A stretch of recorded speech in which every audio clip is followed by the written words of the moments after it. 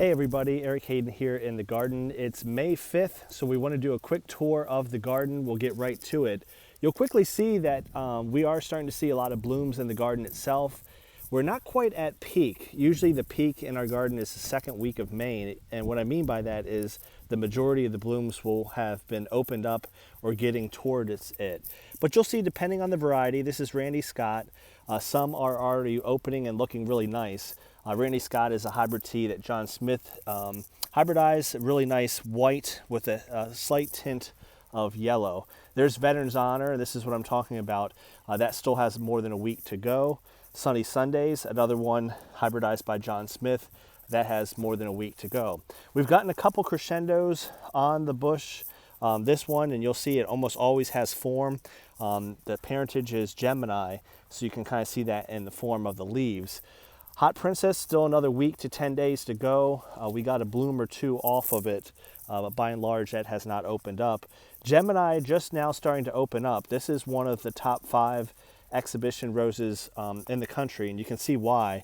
I haven't covered these blooms, so there is some damage to the petals, but almost every one has form, and it's above 8 for the growing on the ARS scorecard, so it is a good growing rose as well. This is Zach Noble's. Probably a good 2 weeks out. It is a sport of Let Freedom Ring, so it tends to be toward the end of the bloom cycle. These are gorgeous. These are Jewel Grace. Sometimes the stems can be a little short, but when you have a bloom like that, that is beautiful. Those are the first couple blooms right there, but you can see there's more coming. Marlin's Day, another beautiful one. If you look carefully at the foliage, it looks similar to Moonstone, and that's because it's the sport of Moonstone. The difference is it has more pink in it. So this, again, a sport differs usually in color, but growth-wise, it's exactly the same. And this is probably one of my best growing roses, one of the best ones. And again, it's sport of Moonstone, so it has more of a pink hue to it with the blooms versus more white, which is in Moonstone. Speaking of Moonstone, one of the parents, I think, if I got this right, is Crystalline. That's Crystalline there. It does bloom a lot of sprays, so you'll see a lot of blooms with it. I tried to disbud as often as I could so that I would get these big single blooms. A beautiful white rose. You can see I have some petal damage from my least favorite pest, thrips. I have been misting or putting in orthene into the blooms every night, despite that still having issues with them. This is a fern, a beautiful rose. It has a lot of petals, and we've been kind of cool lately, so it's kind of takes a crowbar to open it up. And it's been like this for about a week. All these blooms had a darker pink shading, kind of like this. This is a newer bloom, and then over the course of the week, they've lightened because they've gotten weathered with bug damage and also rainfall, but still beautifully formed. They all have pinpoint centers on them. They can just be hard to open and therefore sometimes hard to show, but Firm is a really nice rose. And we'll end with this garden right here, Let Freedom Ring. Again, a ways to go. So you can tell these 2 beds, we have a lot that are in bloom. We have a couple others that will be coming on. A quick tour of this newer garden. This signature was beautiful the other day. This is about a week-old bloom, and you can see why hybridized in the 90s and still is a top exhibition rose. Look at these purple leaves on it. That's what excites me, new growth on the rose itself. This is Louise Estes. Again, some new basil breaks down below. That's a good sign. And the bloom is just outstanding. That's a nice shade of pink, lightish pink with some white in it. So that's that garden, the 2 of the more established gardens. Some of our gardens over here, bushes are not as big, but the blooms are still quite nice. A lot of you might recognize this one. This is Dublin. The growth habit on the bush is not great, but the blooms are very, very nice. This is another John Smith rose. There's not a lot on this rose because my wife has cut most of these. It's a beautiful bloom, big, and look at that center on there. And again, this bloom is worn. It's a lighter shade of red there. This is what it looks like when it's a newer bloom, and I know that color's not coming out on this iPhone. I'm not a great photographer, but that's a nice one there. Here's another crescendo. Again, what I mean by crescendo almost always has that pinpoint center on it, and it does have a light fragrance. This used to be Veterans Honor, but I dug it up since it had the virus, so that's going to be a moonstone going in there. Louise Estes, just like the other one, this is a Steve Singer classic. It was planted last year in pots as a maiden rose. Now it's quite healthy with, I think, 5 or 6 canes, and you can see some low growth on the bush. That's a sign of healthiness. This is Let Freedom Ring. This is also just got planted last year, so it does not have a lot of legs under it yet, but it's looking quite nicely. This is Mr. Caleb, a beautiful red rose, but it does not weather well like a Mr. Lincoln. And this is what I mean by that. You can see rain we've had recently is getting some botrytis on it. But when it's clean, when it hasn't rained a lot, this is a very, very nice red rose. Another John Smith rose. It gets a little leggy in terms of growth. Some wild canes sometimes, but it usually has form. That's Baby's Blush. This is Marilyn Monroe, was planted last year, so the bush is still growing. It usually has form. Does a little bit better in California.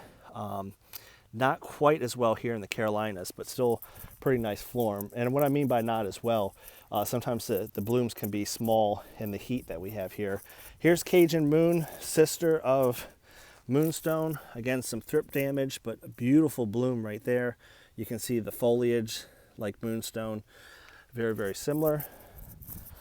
This is a Ring of Fire. Haven't planted that one yet. And the last one, Baby's Blush. Not overly impressed with this one, but this year it's looked a little bit better.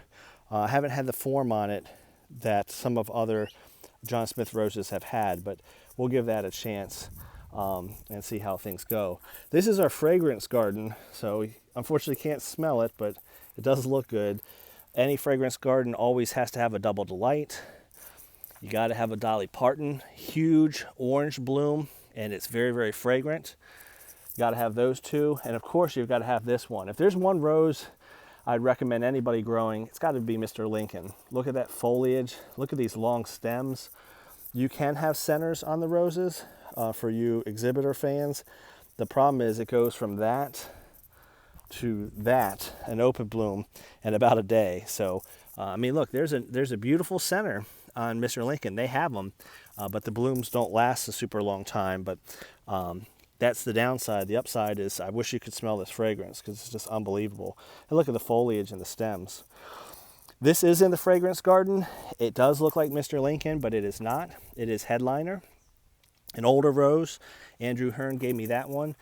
You can tell these petals have been worn, but what I want you to see on each one has a nice center on it. So very, very nice exhibition rose. It looks like Double Delight, but it is not. No fragrance with it. This one is Yolanda De Aragn. It's an old garden rose from 1843. It is still have a lot of blooms on it. Not a huge fan of the garden roses. I like a hybrid tea form, but you cannot beat this smell. Mr. Lincoln times 10. And if you know Mr. Lincoln, that's saying something. So a lot of nice blooms, and we have plenty of buds left on it. And then my other recommendation for a garden rose would have to be Alina. My only asterisk with that is down south, if you have a thrips issue, man, the thrips like this thing. But look at this bush. This is from Palantine Roses. I think it's only about 2 years old. It's huge. And look at all these buds on top. It has very, very good form. But you'll see the issue, and I've sprayed every day. Let's see if we can see some of these buggers crawling around. I'm not sure if you can see that or not, but thrip damage in here. Anywhere you see the brown, that is damage from thrips. They're a small insect. They're attracted to more light blooms, whites and yellows. And right there you can see some dead ones and the markings. I don't know if the camera's picking up them moving around, but quite annoying because they make a nice bloom look terrible. This is what they do to it. They'll put brown spots on it like that and just make the blooms not look so good. So that's my only concern with Alina here down south. Rounding out our tour, this is European Touch. You probably do not have this because this is Sport of Folklore. So it's folklore, but an apricot bloom. And this is the original bush. Kind of a light shading of orange here. We've had some heat, but that's folklore. Usually has well well-formed blooms and looks good in the garden. So that's Folklore on the right. Sport of that is European Touch. Secret, I've been incredibly impressed with. Lots of form, and it has fragrance. Very, very nice. This is a smaller bush planted from weeks last year. Also been impressed with Pope John Paul. White blooms, they tend to be slow openers, not like a fern, but more like the moonstone. So we've cut a few that were this tight, and they didn't really open much inside. So you're going to want this to get open. And sometimes you can feel the petals, if they're still pretty firm, that inner part of the rose, you're going to want to wait some. This is a newer one. It tends to be a smaller bloom. We'll see how this does. This is Melania, Fred Wright rose. And nothing on this yet. I think we had some blooms earlier. This is Fragrant Cloud. So you can tell these back couple beds, predominantly fragrance. Fragrant Cloud, Secret, Pope John Paul II, Mr. Lincoln, what did we say, Dolly Parton, Double Delight, and Yolanda De Aragn. Here's another Dolly Parton. It's a nice rose if you want a fragrance rose that has big blooms. I mean, you can't go wrong with these three: Mr. Lincoln, Dolly Parton, and Double Delight. And of those three, even though the form doesn't last as long on Mr. Lincoln, you can tell of the three, Double Delight, Dolly Parton, and Mr. Lincoln is by far the better grower. I mean, that's an outstanding bush that's growing. I did get a comment, do I grow anything else other than roses? Occasionally. I had a huge vegetable garden up in New York that became roses. So I know how to grow things, but I just prefer roses. A neighbor gifted us some broccoli plants. Those are coming along nicely. And then my son's in a school competition.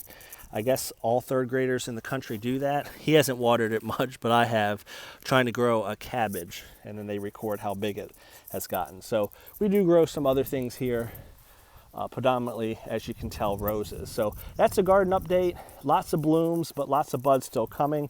We'll last leave you with the maiden roses. Scroll down below. I planted these, gosh, I guess it's been a good month now. This is Cajun Moon. It's looking pretty good.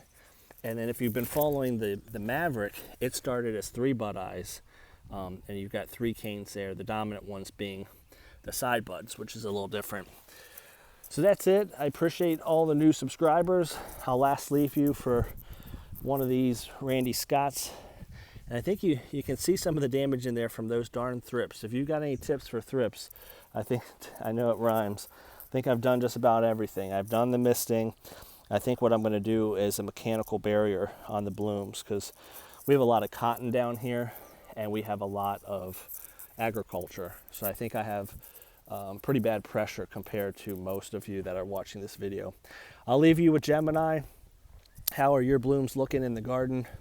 Now's the time to enjoy them. Cut them, bring them inside, take pictures, share them with your neighbors. We've been giving out 3 to 6 bouquets, smaller bouquets, a day.